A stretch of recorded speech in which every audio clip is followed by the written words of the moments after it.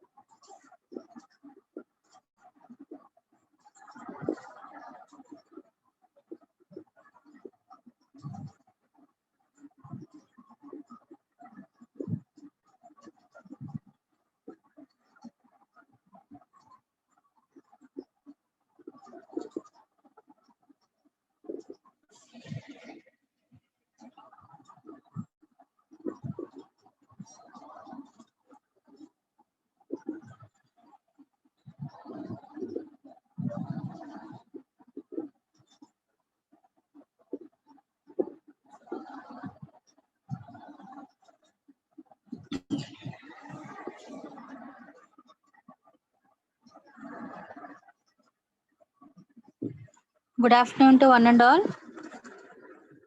So many absents are there today. Only 83 strength. So okay, last class లో base theorem discuss చేస్తుంటే disconnect అయిపోయింది కదమ్మా class.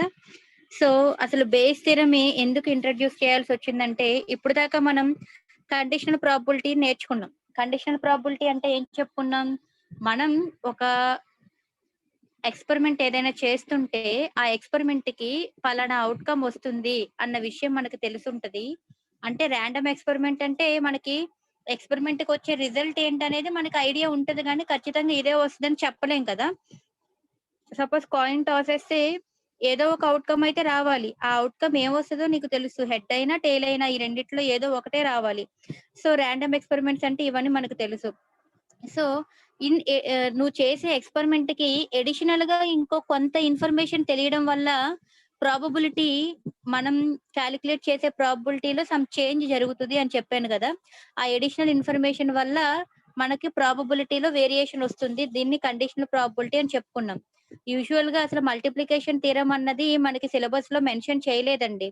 So conditional probability related to base theorem అన్నమాట. Conditional probability తర్వాత మనకి ఇచ్చింది base theorem syllabus లో. So base theorem ఎందుకు అసలు ఇంట్రడ్యూస్ చేశారంటే, in the discussion of conditional probability మనం ఏం చెప్పుకుంటున్నాం? కండిషనల్ ప్రాబబిలిటీ డిస్కస్ చేసుకున్నప్పుడు we indicated that revising probability with when new information is obtained is an important phase of probability analysis. ఇప్పుడు అది చెప్పా. In the discussion of conditional probability discuss చేసుకున్నప్పుడు మనం ఏం ఇండికేట్ చేసామంటే, ద రివైజింగ్ ప్రాబబిలిటీ అంటే update అవుతున్న ప్రాబబిలిటీ అప్డేట్ అవుతుంది. దేని వల్ల? When new information is obtained. Additional గా కొంత ఇన్ఫర్మేషన్ ఇవ్వడం వల్ల మనకి ప్రాబబిలిటీ అనేది అప్డేటెడ్ ప్రాబబిలిటీ చెప్తున్నాం, రివైజ్ అయిన ప్రాబబిలిటీ చెప్తున్నాం. కార్డ్స్ ఎగ్జాంపుల్ చెప్పా, అలాగే కార్డ్స్ తర్వాత కాయిన్ ఎగ్జాంపుల్ చెప్పా. కండిషనల్ ప్రాబబిలిటీ డిస్కస్ చేసినప్పుడు 2 ఎగ్జాంపుల్స్ డిస్కస్ చేసుకున్నాం. Okay, when new information is added to that experiment, new information తెలిసినప్పుడు మనకి రివైజ్డ్ ప్రాబబిలిటీ అంటే ప్రాబబిలిటీ వచ్చేది కాస్త కొద్దిగా లేట్ అప్డేట్ అయ్యి వస్తుంది, అంటే కొంత మార్పు జరిగి వస్తుంది కదా. So it is when new information is obtained is an important phase of probability analysis. Often we begin our analysis with initial or prior probability estimates for specific events of interest అండి. మనకి usual గా ఒక experiment start చేయండి రా బాబు అంటే ఏదో random experiment conduct చేస్తున్నప్పుడు మనం మన అనాలిసిస్ ని ఎలా స్టార్ట్ చేసుకుంటాము? ఇనీషియల్ గా ఏదైతే ఎస్టిమేషన్ ఉంది, సపోజ్ కాయిన్ టాస్ వేసాను, ఇనీషియల్ గా నేను ఏం ఫీల్ అవుతున్నాను, అయితే కాయిన్ అయినా అయితే హెడ్ అయినా పడాలి, టెయిల్ అయినా పడుతుంది అని నాకు తెలుసు. నేను ఎస్టిమేట్ చేయగలుగుతున్నాం. ఇనీషియల్‌గా మనకి తెలిసిన ఎస్టిమేషన్స్‌తో మనం కండక్ట్ చేసుకుంటాం. ఎక్స్‌పెరిమెంట్ స్టార్ట్ చేస్తాం. So, we begin our analysis with initial or prior probability estimates. Prior is nothing but existing probability అన్నమాట. ప్రయర్ మీనింగ్ అంటే existing. So, existing probability estimates for specific events of interest. మన ఈవెంట్లు ఏమొస్తాయి అన్న దాన్ని బట్టి మనం ఇనీషియల్‌గా పలానాది రావచ్చు, వస్తుంది అని అనుకుని మనం మన అనాలిసిస్‌ని స్టార్ట్ చేసుకుంటాం కదండీ! సో, అలా మనకి ఆహ్, మనకి సోర్స్ అనేది ఎక్కడి నుంచొస్తది? Then from sources such as sample, a special report, a product test and so on we obtain some additional information about the events. Suppose cards example చెప్పినప్పుడు ఏం చెప్పాను? తీసే కార్డ్ రెడ్ కార్డ్ తీసే కార్డ్ కింగ్ అయ్యుండాలి. King అయ్యుండాలి. That red colour king అయ్యుండాలి అని చెప్పాను. అలా కొంత అడిషనల్‌గా ఇన్ఫర్మేషన్ ఇవ్వడం వల్ల అదంతా అడిషనల్ ఇన్ఫర్మేషన్ ఎక్కడి నుంచొస్తుంది? మనకి ప్రాబ్లమ్‌లోనే మెన్షన్ చేస్తాడు కదా! విచ్ ఈస్ ఫ్రమ్ శాంపిల్ అంటే మనకిచ్చిన క్వెషన్ నుంచి గాని, ఏదైనా ఒక స్పెషల్‌గా ఇండికేట్ చేస్తూ ఉంటాడు కదా క్వెషన్‌లో. సో, దాని నుంచి మనకి సమ్ అడిషనల్ ఇన్ఫర్మేషన్ వస్తుంది. ఈవెంట్స్ ఏమి హ్యాపెన్ అవుతాయి అన్న దాని గురించి. ఈవెంట్స్ అనగానే ఔట్‌కమ్ అని గుర్తుండాలని చెప్పాను గదా! Given this new information, we update the prior probability values by calculating revised probabilities. So, ఈ న్యూ ఇన్ఫర్మేషన్ మనం ప్రాబబిలిటీ కాలిక్యులేట్ చేయమన్నాను. ఓకే. సో, 52 కార్డ్స్ ఉన్నాయి. కార్డ్స్‌లో ఒకటి చేయమన్నాను. పిక్ చేయమన్నది ఖచ్చితంగా కింగే రావాలని చెప్పాను. కింగ్ అన్నప్పుడు 4 కింగ్స్ ఉంటాయమ్మా 52 కార్డ్స్‌లో అని చెప్పాను. సో, ఆ 4 కింగ్స్ తీయమన్నప్పుడు ఔట్ ఆఫ్ 52 కార్డ్స్ 4 కింగ్స్ ఉండాలి. 4 కింగ్స్‌లో నుంచి 1 కింగ్ తీయమన్నప్పుడు 4C1/52C1 అని మనకి మామూలుగా మన ప్రాబబిలిటీ డెఫినిషన్ ప్రకారం క్లాసికల్ ప్రాబబిలిటీ డెఫినిషన్ ప్రకారం మనం చేసే పద్ధతది. దీనికి అడిషనల్‌గా ఇన్ఫర్మేషన్ ఏమిచ్చాడు? కండిషనల్ ప్రాబబిలిటీ ఎగ్జాంపుల్‌లో మనం చెప్తున్నప్పుడు, నేను తీసే ఆ king card red colour king card అయి ఉండాలి అన్న అడిషనల్ ఇన్ఫర్మేషన్ ఒక కొత్త ఇన్ఫర్మేషన్ ఇస్తున్నా. ఆ ఇన్ఫర్మేషన్ ఇవ్వడం వల్ల ఔట్ ఆఫ్ 52 కార్డ్స్ 4 కింగ్స్ ఉంటే, ఆ 4 కింగ్స్‌లో 2 కార్డ్స్ రెడ్ కలర్ కార్డ్ అయి ఉంటాయి. అంటే నేను తీయబోయే కార్డ్ కింగ్ అని నాకు తెలుసు. రెడ్ కలర్ కార్డే తీయాలి. రెడ్ కలర్ అవ్వాలి. సో, కింగ్ కార్డ్ ఆల్రెడీ నేను తీసేసాను. అది రెడ్ కలరే అవ్వాలి. ఎంత ఛాన్స్ ఉంటది అని కాలిక్యులేట్ చేసినప్పుడు కండిషనల్ ఈవెంట్ డెఫినిషన్ ప్రకారం మనం చేసుకున్నాం. సో, ఈ కొత్త ఇన్ఫర్మేషన్ ఇవ్వడం వల్ల there is some change in probability. దాన్నే రివైజ్డ్ ప్రాబబిలిటీ అని పెడుతున్నాడిక్కడ. అప్డేటెడ్ ప్రాబబిలిటీ అప్డేట్ అవుతుంది. ఓకేనా? సో, ఈ న్యూ ఇన్ఫర్మేషన్ వల్ల ప్రాబబిలిటీ అప్డేట్ అవుతుంది. ఆ అప్డేటెడ్ ప్రాబబిలిటీని మనం కాలిక్యులేట్ చేస్తున్నాము.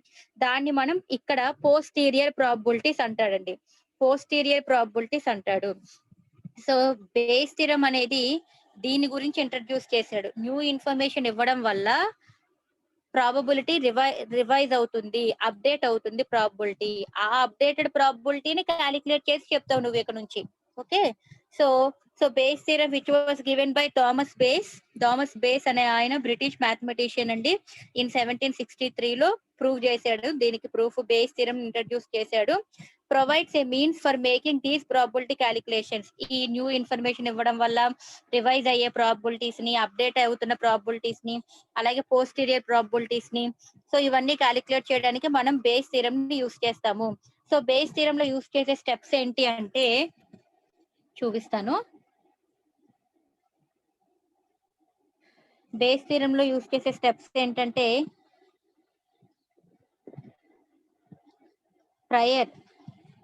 Prior probabilities, arrow, new information కొంత ఇన్ఫర్మేషన్ తెలుస్తుంది. అడిషనల్ ఇన్ఫర్మేషన్ తెలియడం వల్ల మనం బేస్ థియరమ్‌ని అప్లికేషన్ ఆఫ్ బేస్ థియరమ్‌ని యూజ్ చేస్తాము. బేస్ థియరమ్‌ని వాడుకొని పోస్టీరియర్ ప్రాబబిలిటీస్‌ని కాలిక్యులేట్ చేస్తాము. పోస్టీరియర్ ప్రాబబిలిటీస్ యూజువల్‌గా మనకి ప్రయర్ ప్రాబబిలిటీస్ అంటే ఏమని మీనింగ్ చెప్పా? ఎగ్జిస్ట్ అయ్యే ప్రాబబిలిటీ. సపోజ్ కాయిన్ టాస్ ఏస్తా. మనకి ఎన్ని ఛాన్సులు ఉన్నాయి? 2 ఛాన్సులు. ఔట్ ఆఫ్ 2 ఛాన్సెస్‌లో ఖచ్చితంగా ఒక్క ఔట్‌కమ్ రావాలి గదా! సో, అది మనకి ఎగ్జిస్టింగ్ అయ్యే ఛాన్సెస్‌ని ప్రయర్ ప్రాబబిలిటీస్ అంటామండి. ప్రయర్ ఛాన్సెస్ అంటాం. సో, 2 ఛాన్సెసే గదా! కాయిన్ టాస్ ఏసినప్పుడు 4, 5 ఛాన్సులు ఉండవు గదా! అయితే హెడ్ లేదా టెయిల్ గదా! సో, ఆ 2 ఛాన్సెస్. సో, అలా ఎగ్జిస్టింగ్ అయిన ఛాన్సెస్ ఏవున్నాయి అనేది ఫస్ట్ మన దగ్గర ప్రాబ్లమ్ చూసుకోగానే ప్రయర్ ప్రాబబిలిటీ ఎగ్జిస్టింగ్ కండిషన్స్ ఏమున్నాయి? మన దగ్గర ఇనీషియల్ గా మనం కండక్ట్ చేసే ఎక్స్పెరిమెంట్ కి నీకు ఏవైనా ఇన్ఫర్మేషన్ తెలుసా? దాన్ని ప్రయర్ అన్నమాట. ఎగ్జిస్టింగ్ కండిషన్స్ నీకు ఏవైనా తెలుసా? దానికి కొంత అడిషనల్ గా ఇన్ఫర్మేషన్ ఏవైనా ఇచ్చాడా? అడిషనల్ గా ఇన్ఫర్మేషన్ అంటే 52 కార్డ్స్ డ్రాన్ చేయమన్నాడు. తీసి 52 కార్డ్స్ నుంచి ఒక కింగ్ కార్డ్ తీయమన్నాడు. ఆ కింగ్ కార్డ్‌కి అడిషనల్ గా ఇచ్చిన ఇన్ఫర్మేషన్ ఏంటి? రెడ్ కలరే అవ్వుండాలి అన్న అడిషనల్ ఇన్ఫర్మేషన్. అటువంటి అడిషనల్ ఇన్ఫర్మేషన్స్ ఉన్నప్పుడు we can apply Bayes theorem. Bayes థీరమ్‌ని అప్లై చేయడం వల్ల ఇలా ఈ ఈ ఇన్ఫర్మేషన్ కొత్త ఇన్ఫర్మేషన్ ఉండడం వల్ల ఇక్కడున్న ప్రాబబిలిటీ, ఇక్కడ ఎగ్జిస్టింగ్ అవుతున్న ప్రాబబిలిటీ రివైజ్ అవుతుంది ఇక్కడ. రివైజ్ అవ్వడం అంటే అప్డేట్ చేస్తాం. అటువంటి అప్డేట్ అయిన ప్రాబబిలిటీకి బేస్ థియరమ్‌ని అప్లై చేసి we can calculate posterior probability. Posterior probability అంటే ఏం లేదంటే revised or updated probability of an event occurring after taking into consideration new information. ఇదే చెప్పా. న్యూ ఇన్ఫర్మేషన్ తీసుకున్న తర్వాత మనం కాలిక్యులేట్ చేసే ప్రాబబిలిటీని పోస్టీరియర్ ప్రాబబిలిటీ అంటాడు. ఓకేనా? సో మన దగ్గర ఉన్న ఎగ్జిస్టింగ్ కండిషన్స్ కి అడిషనల్ గా కొత్త ఇన్ఫర్మేషన్ ఇస్తాడు ప్రాబ్లమ్ లో. ఆ కొత్త ఇన్ఫర్మేషన్ కి బేస్ థియరమ్ అప్లై చేయడం వల్ల we can get posterior probability for the given question అన్నమాట. సో పోస్టీరియర్ ప్రాబబిలిటీస్ అంటే ఏంటంటే meaning revised or updated probability. దీని మీనింగ్ ఏంటి? Revised or updated probability of an event occurring. అంటే ఉన్న కండిషన్స్ కి, ఎగ్జిస్ట్ అవుతున్న కండిషన్స్ కి కొత్తగా ఇన్ఫర్మేషన్ కొంత యాడ్ అవ్వడం వల్ల ప్రాబబిలిటీలో అప్డేట్ చేయాల్సి వస్తుంది. ప్రాబబిలిటీ మారుతుంది, రివైజ్ చేయాల్సి వస్తుంది. ఆ రివైజ్ చేయాల్సిన ప్రాబబిలిటీని బేస్ థియరమ్ ని యూస్ చేసుకుని మనం కాలిక్యులేట్ చేసే ప్రాబబిలిటీని పోస్టీరియర్ ప్రాబబిలిటీ అంటారు. పోస్టీరియర్ ప్రాబబిలిటీ అంటే it is a revised or updated probability of an event occurring after taking into consideration new information. కొత్త ఇన్ఫర్మేషన్ ని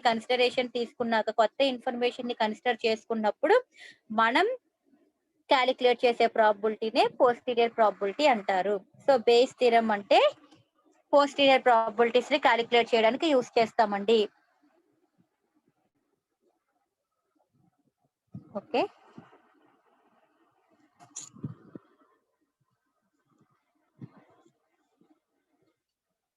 సో ఇది జస్ట్ ఓన్లీ ఇంట్రడక్షన్ ఏనండి. అసలు మనకి కండిషనల్ ప్రాబబిలిటీ తర్వాత బేస్ థియరమేనండి. మల్టిప్లికేషన్ థియరమ్ ఇవన్నీ చెప్పాను కదా. సో సిలబస్ లో లేవు కానీ ఏమో క్వశ్చనింగ్ ఎలా అడుగుతాడో ఏంటో ప్రాపర్ గెస్ అనేది లేదు కాబట్టి మేము చెప్తున్నాం. కంటిన్యూషన్ ప్రీవియస్ బ్యాచ్ వాళ్ళకి ఎలా చెప్పుకున్నామో మీకు అలాగే చెప్తున్నాం క్లాసెస్. ఓకేనమ్మా? సో ఈ రోజు బేస్ థియరమ్ ని చూద్దాం ఒకసారి.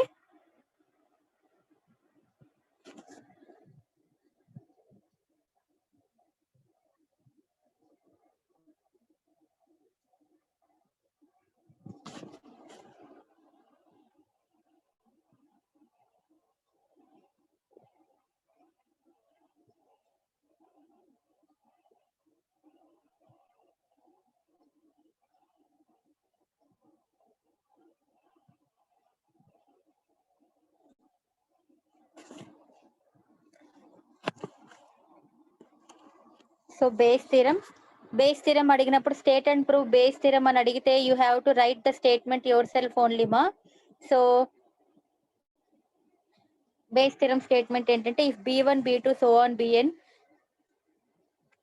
be a set of mutually exclusive events associated with random experiment and A is another event associated with Bi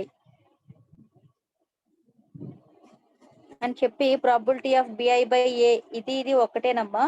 కాకపోతే ఇక్కడ క్లారిటీగా లేదని ఇక్కడ రాశారు. మళ్ళీ probability of B I into probability of A by B I by summation I equal to 1 to n probability of B I into probability of A by E I. Okay, ఇదైనా ఒకటే. Summation తీసేస్తే గనక పి ఆఫ్ ఏ ఒక్కటే మిగులుతుంది. న్యూమరేటర్ సేమేనండి. P of BI by P of A by BI divided by లో P of A ఒక్కటే remain అవుతుంది, మిగులుతుంది. ఓకే. సో బేస్ థియరమ్ లో ఇక్కడ మ్యూచువల్లీ ఎక్స్క్లూజివ్ ఈవెంట్స్ అన్నాడు. దీన్ని మ్యూచువల్లీ డిస్జాయింట్ ఈవెంట్స్ అని కూడా అంటాడు. మ్యూచువల్లీ డిస్జాయింట్ అన్నప్పుడు మ్యూచువల్లీ ఎక్స్క్లూజివ్ అంటే ఎగ్జాస్టివ్ అంటే యూనియన్ అన్నాను. ఎక్స్క్లూజివ్ అంటే ఇంటర్సెక్షన్ అన్నాను కదా, గుర్తుంది కదా. సో ఇక్కడ మ్యూచువల్లీ ఎక్స్క్లూజివ్ అన్నప్పుడు నీకు ఇక్కడ మ్యూచువల్లీ డిస్జాయింట్ ఈవెంట్స్ అని కూడా మీనింగ్ వస్తుందండి. మ్యూచువల్లీ ఎక్స్క్లూజివ్ అన్న మ్యూచువల్లీ డిస్జాయింట్ ఈవెంట్స్ అన్న ఒకటే మీనింగ్ వస్తుంది. సో మ్యూచువల్లీ డిస్జాయింట్ ఈవెంట్స్ అన్నప్పుడు మ్యూచువల్లీ ఎక్స్క్లూజివ్ ఈవెంట్స్ అన్న we can take union. Exhaustive ఉంటేనే ఎక్స్క్లూజివ్ ఉంటుందండి. సో వీటన్నిటికీ కూడా రిలేటెడ్ గా చాలా థియరమ్స్ ఉన్నాయి మిడిల్ లో. సో అవన్నీ మనం ఎక్స్ప్లెనేషన్ అక్కర్లేదన్న ఉద్దేశంతో లీవ్ చేసేసాము. సో మీరేం చేస్తారంటే మ్యూచువల్లీ ఎక్స్క్లూజివ్ అన్నాడు కదా, యూనియన్ ఇంటర్సెక్షన్ కూడా యూస్ చేసుకుంటాం మనం ఇక్కడ. చూడండి, let S be the sample space of random experiment. Let S be the sample space of random experiment and the event B1, B2, so on, Bn are mutually exclusive and exhaustive. చెప్పాను కదా, exclusive and exhaustive అంటే disjoint sets, mutually disjoint sets అంటారంటే రెండు పేర్లు కలిపితే mutually disjoint sets అంటాము.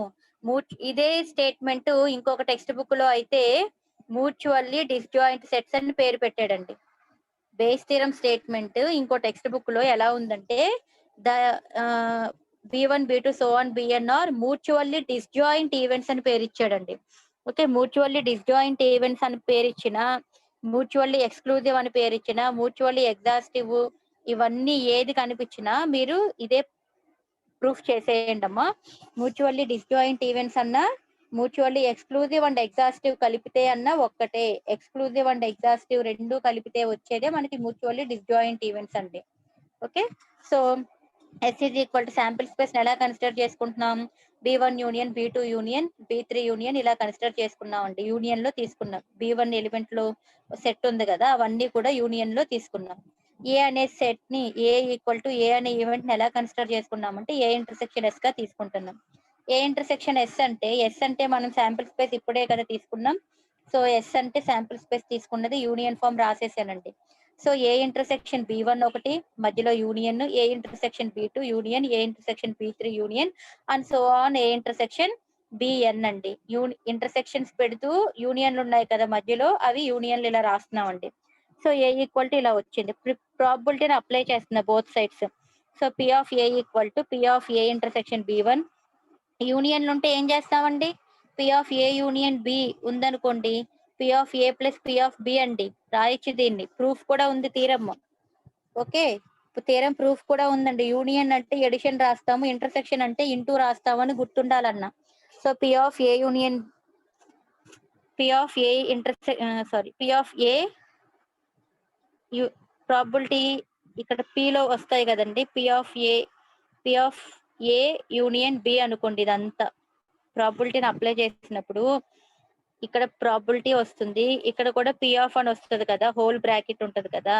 So P of A union B form కదా, అన్నిటికీ ఎడిషన్ రాస్తున్నాం. P of A plus P of B అంటే P of A intersection B1 plus P of A intersection B2 plus so on plus P of A intersection Bn అండి. Okay, so దీన్ని summation గా రాయొచ్చు కదండి, ఎందుకంటే B1, B2, so on Bn అంటే BI కదండి. Okay, so summation I equal to 1 to n P of A intersection BI గా రాసుకున్నాం. So probability of A P of A equal to summation I equal to 1 to n P of A intersection BI అంటే conditional probability ప్రకారం P of BI into P of A by BI రాయొచ్చు. ఇదిగోండి ఇక్కడ ఉంది, multiplication theorem of probability. P of A intersection BI అన్నప్పుడు P of A into P of BI by A గా రాయొచ్చు, P of BI into P of A by BI గా రాయొచ్చు. So P of A అంటే ఇది తీసుకున్నానండి, P of BI into P of A by BI గా రాసాము ఇక్కడ. So by multiplication theorem of probability ఇలా రాసుకున్నాము. సో ఇక్కడ నుంచి P of BI by A, ఈ మూడు సేమేనండి, మూడు ఈక్వలే. So P of BI by ఏని ఇక్కడే ఉంచేసి ఈ రెండు చూస్తున్నానండి, దీన్ని ఇక్కడికి తీసుకొచ్చా. P of BI into P of A by BI by P of A అండి. So P of BI by A is equal to P of BI into P of A by BI. మనకి ఇంకేం తెలుసు, P of A అంటే ఇప్పుడే రాసాం, P of A అంటే summation I equal to 1 to n P of BI into P of A by BI. ఇదే కదా మన బేస్ థియరము, చాలా చిన్నదండి, చాలా చిన్నది. So state and proof base theorem అంటే రాసేటట్టు ఉండాలండి, చిన్న థియరమే. సో ఇప్పుడు బేస్ థియరం ఏంటండి, బేస్ థియరం ప్రకారం మనకి ఏంటి statement, probability of bi by a is equal to probability of probability of bi into probability of a by bi by summation probability of bi into probability of a by bi. ఇక్కడ numerator denominator సేమే, కాకపోతే denominator లో summation ఉంటుంది అన్న విషయం గుర్తుంచుకుంటే సరిపోతుంది. So base theorem మీద ఇప్పుడు ప్రాబ్లమ్స్ అన్నమాట. In a bolt factory, machines A, B and C produce 25%, 35% and 40% respectively of total output. Of their outputs, 5%, 4% and 2% are defective bolts.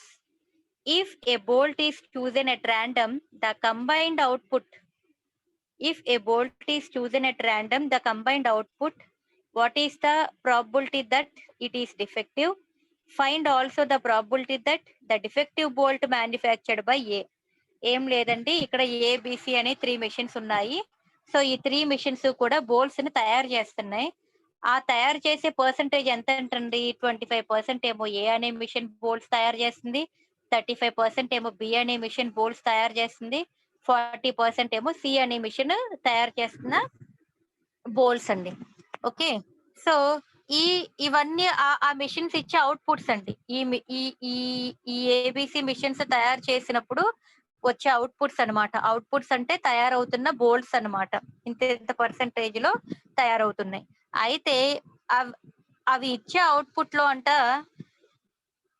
ఏ అనే మిషన్ పాపం 5% డిఫెక్టివ్ తయారు చేస్తుందంట. 5% పాపం డిఫెక్టివ్ బోల్ట్స్ వచ్చేస్తున్నాయంట. బి అనే machine 4%, C అనే మిషన్ 2% డిఫెక్టివ్ బోల్ట్స్ ని తయారు చేస్తున్నాయంట. అయితే నేను గనక ఒక బోల్ట్ ని ర్యాండమ్ గా చూస్ చేస్తే ఆ బోల్ట్ డిఫెక్టివ్ బోల్ట్ అవ్వడానికి ఎంత ఛాన్స్ ఉంది?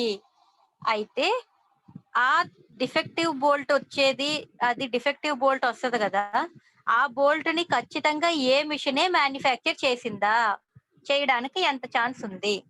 నేను తీసే డిఫెక్టివ్ బోల్ట్, నేను తీసే పాడైపోయిన అంటే ఏదో ఒక అంటే పర్ఫెక్ట్ గా రాలేదనమాట బోల్ట్, ఆ డిఫెక్టివ్ ఉంది, కొంత డిఫెక్ట్ ఉంది దానిలో, అది ఖచ్చితంగా ఏ అనే మిషనే తయారు చేసిన బోల్ట్ అయి ఉండాలంట. అలా ఉండాలి అంటే ఎంత ఛాన్స్ ఉంది అని అడుగుతున్నాడండి. Okay, first let A be the event of bolt manufactured. So let A be the event that is for machine A అనే మిషన్ నుంచి తయారైన బోల్ట్స్, ఏ అనే మిషన్ తయారు చేస్తున్న బోల్ట్స్ కి సంబంధించి ఈవెంట్ ని ఏ అని పేరు పెట్టుకున్నాను. అలాగే సిమిలర్లీ బి అనే మిషన్ తయారు చేస్తున్న బోల్ట్స్ ఉన్నాయి కదా, దానికి సంబంధించిన అవుట్కమ్ ని బి అని పేరు పెట్టుకున్న. ఈవెంట్ అన్న అవుట్కమ్ అన్న ఒకటే కదండి. అలాగే సి అనే మిషన్ తయారు చేస్తున్న బోల్ట్ ఈవెంట్ సి అని పేరు పెట్టుకున్నాను. ఓకే, సో మరి మనకు తెలుసు కదా ఏ మిషన్ ఎంతెంత అవుట్పుట్ ఇస్తున్నాయో. సో ప్రాబిలిటీ ఆఫ్ ఏ అనే మిషన్ ఇచ్చే అవుట్పుట్ ని ఏ అని పేరు పెట్టుకున్నాను కదా. సో దాని ప్రాబిలిటీ ఎంత పర్సెంటేజ్, 25% అంటే 25/100. అలాగే ప్రాబిలిటీ ఆఫ్ బి అంటే 35/100, ప్రాబిలిటీ ఆఫ్ సి అంటే 40/100. ఓకే, సో ఇప్పుడు నన్ను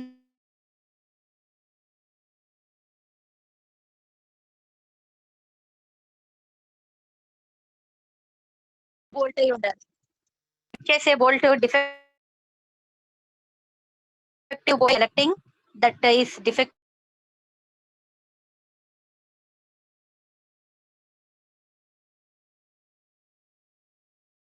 బోల్ట్ ని తయారు చేస్తుంది. సి అనే మిషన్ డిఫెక్టివ్ బోల్ట్ ని తయారు చేస్తుంది. సో ఏ అనే మిషన్ అనే ఈవెంట్ ఆల్రెడీ హ్యాపెండ్. ఏ అనే మిషన్ తయారు చేసే డిఫెక్టివ్ బోల్ట్ 5% అన్నాడు. సో 5/100 అంటే D/A. అలాగే మిషన్ బి 4% అంటే D/B. మిషన్ సి 2% అంటే D/C. సో ఇవన్నీ కూడా డిఫెక్టివ్ బల్బ్ కి సంబంధించిన ప్రాబిలిటీ, అంటే ఆయా మిషన్స్ ఇచ్చే అవుట్పుట్ లో వచ్చే డిఫెక్ట్స్ అనమాట. అవుట్పుట్ లో డిఫెక్ట్స్ అనమాట ఇవి. సో మనం ఏం క్యాలిక్యులేట్ చేయాలి? ప్రాబిలిటీ ఆఫ్ డిఫెక్టివ్ బల్బ్, అదే బోల్ట్ అండి, బల్బ్ కాదు. ప్రాబిలిటీ ఆఫ్ డిఫెక్టివ్ బోల్ట్ కదా. So P of D which is equal to P of A intersection D plus P of B intersection D plus P of C intersection D. ఎందుకని ఇలా రాసామండి? Defective bulb కదా.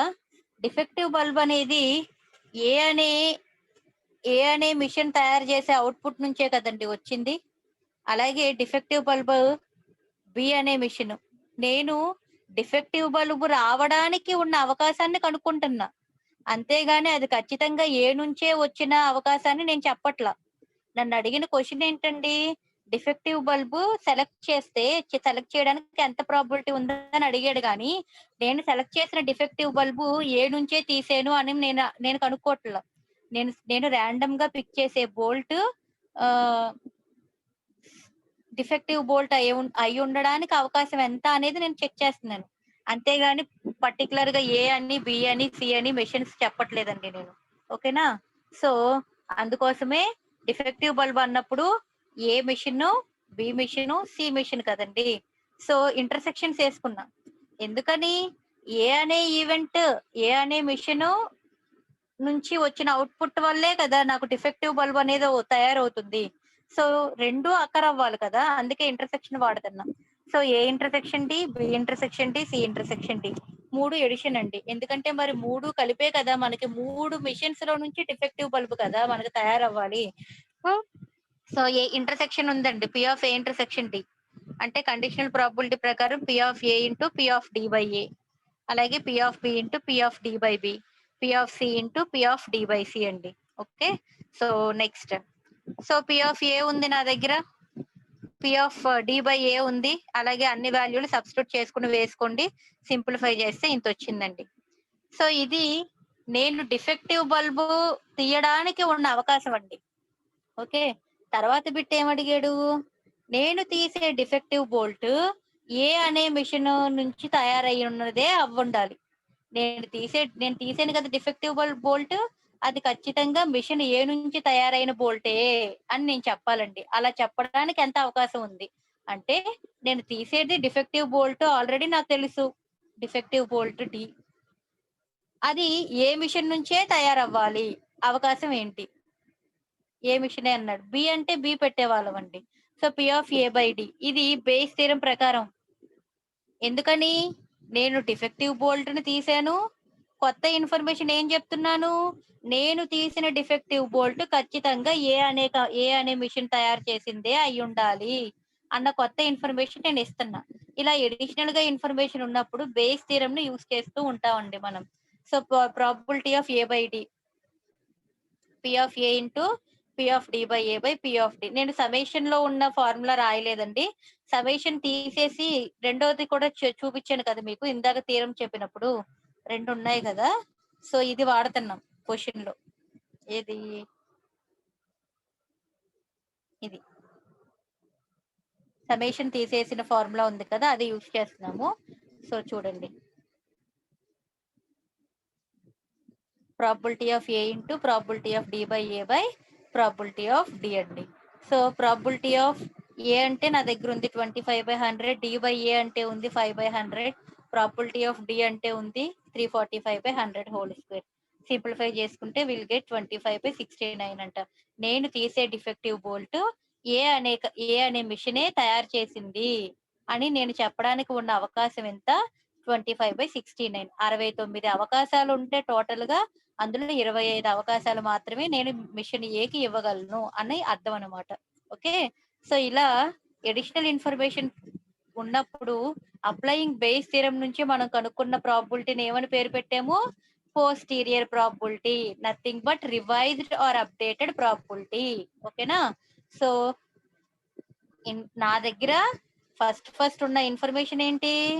నా దగ్గర machines ఉన్నాయి, machines నుంచి తయారవుతున్న bolts గురించి ఇచ్చాడు. ఇవన్నీ జనరల్ గా నా దగ్గర ఉన్న ఎగ్జిస్టింగ్ ప్రాబిలిటీ, ప్రయర్ ప్రాబిలిటీస్ అన్నాను కదా, యారో మార్క్స్ వేసి చూపించాను కదా, ఇవన్నీ ప్రయర్ ప్రాబిలిటీస్ అంటే existing probabilities.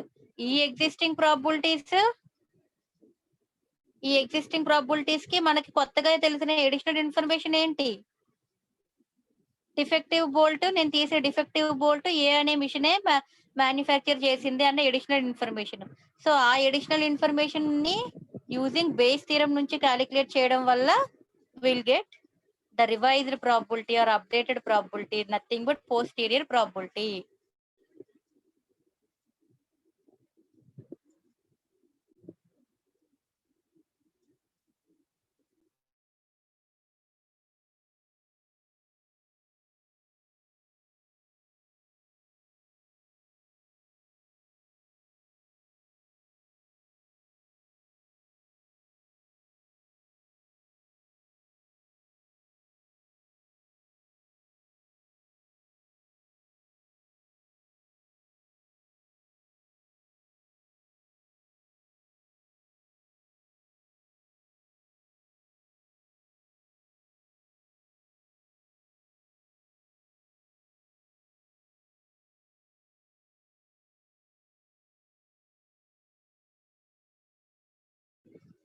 Any doubts in today's class?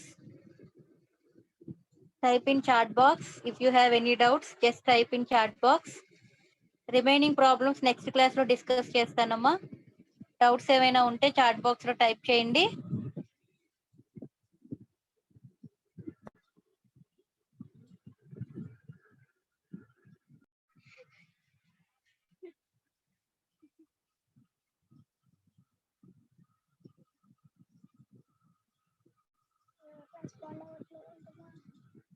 Okay అమ్మా, నెక్స్ట్ క్లాస్ లో మీట్ అవుదాం. Thank you all.